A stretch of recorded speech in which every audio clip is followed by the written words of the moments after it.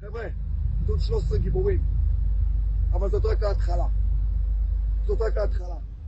עוד 10 שנים יהיה מג"ד גיבור לגדוד 13 עם לוחמים גיבורים, חלקכם כבר תהיו הורים.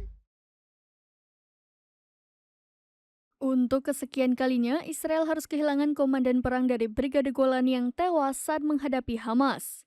Beberapa hari sebelumnya, komandan tersebut sempat menjanjikan kemenangan bagi pasukan pertahanan Israel atau IDF. Dikutip dari The Times of Israel, komandan itu bernama Tomer Greenberg. Adapun Tomer diketahui berpangkat letnan kolonel di Brigade Golani. Dalam video yang beredar, tampak komandan Tomer sedang berbicara di sekeliling anggota peletonnya. Ia menjanjikan kepada anak buahnya yang hendak menyerang Hamas di jalur Gaza akan membawa kemenangan bagi Israel. Namun berselang beberapa hari setelahnya, Komandan Tomer justru tewas diserang Hamas. Tak main-main, ia pun tewas bersama 4 tentara lainnya yang juga berasal dari Brigade Golani. Keempat tentara itu ialah Mayor Roy Meldasi, Mayor Moshe Avram, Sersan Achia Daskal, dan Kapten Liel Hayo.